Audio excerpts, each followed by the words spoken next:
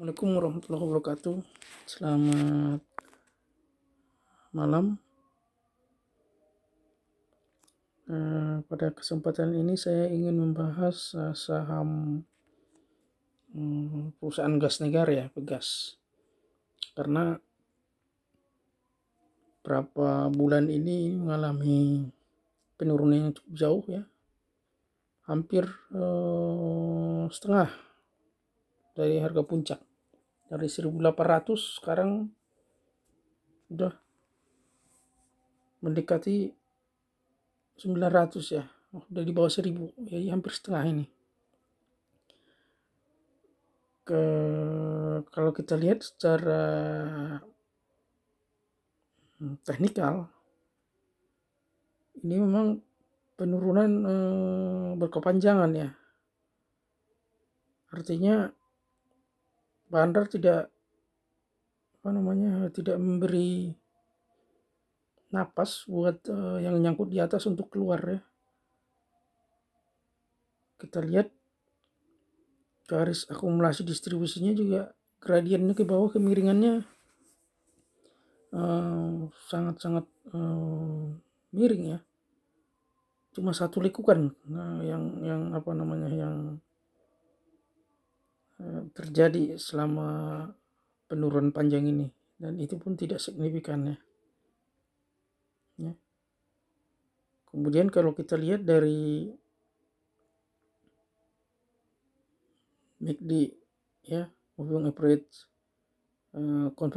divergence-nya semenjak penurunan ini sering menyentuh garis bersinggungan ya, jadi sering memberikan sinyal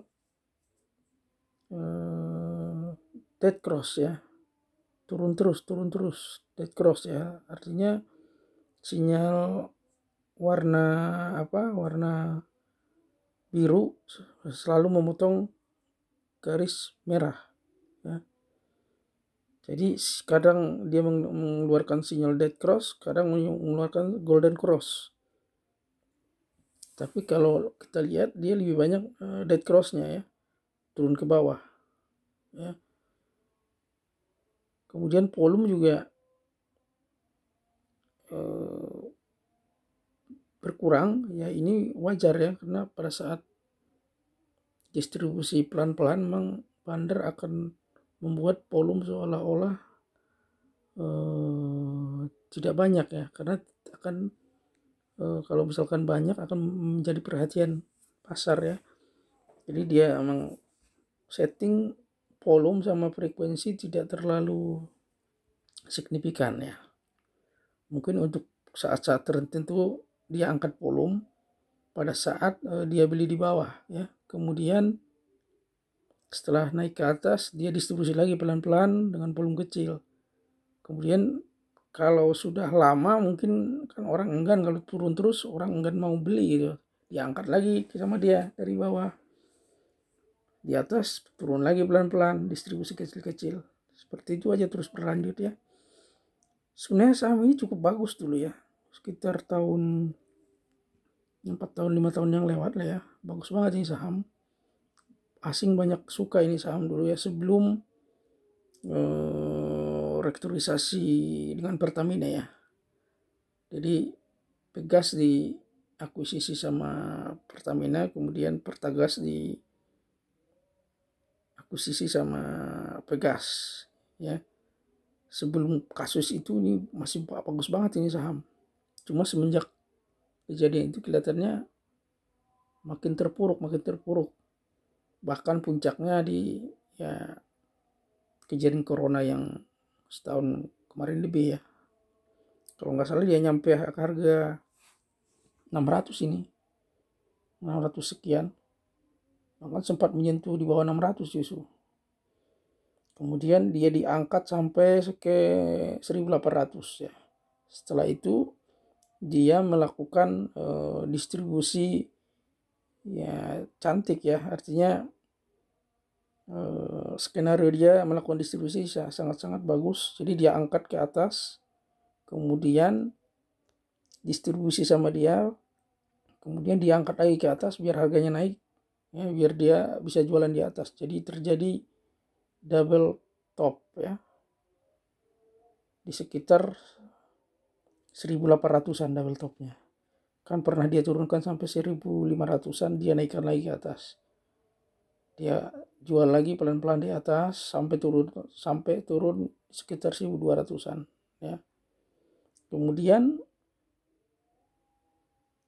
pintarnya bandar ini ya tadi, jadi dia tahu pada saat market lengah dia angkat ya. Ini tunjukkan dengan volume yang berkurang sebelum diangkat.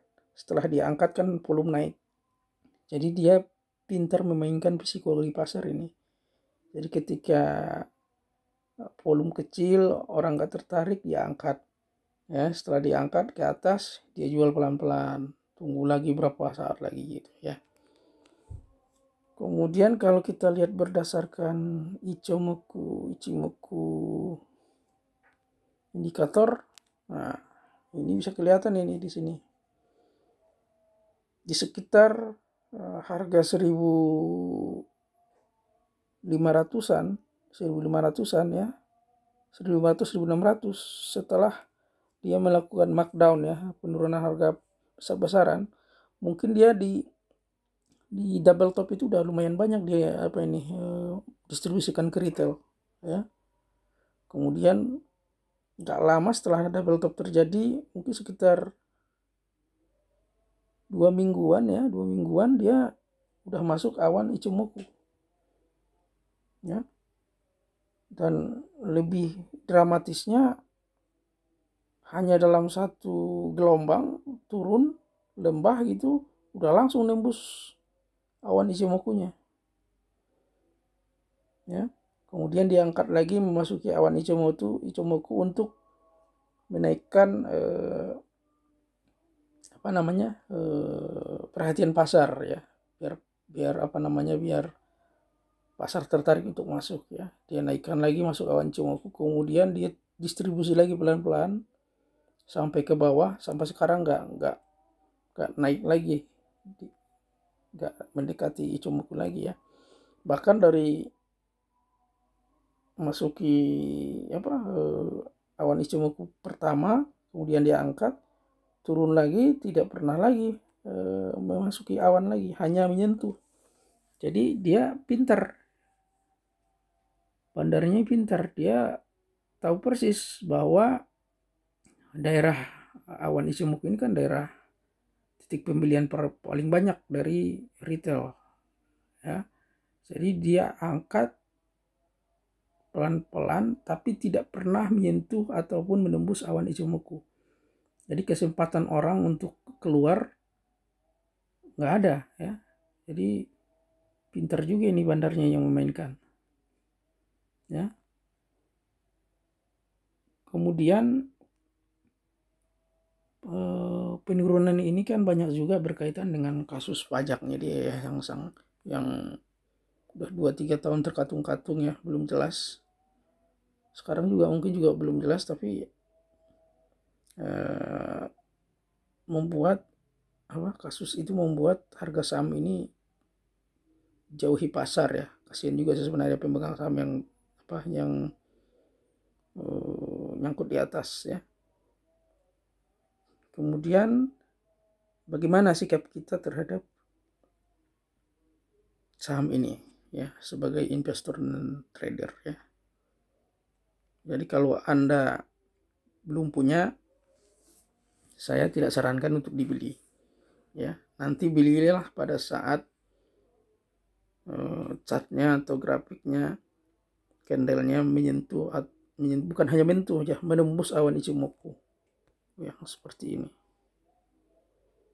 ya.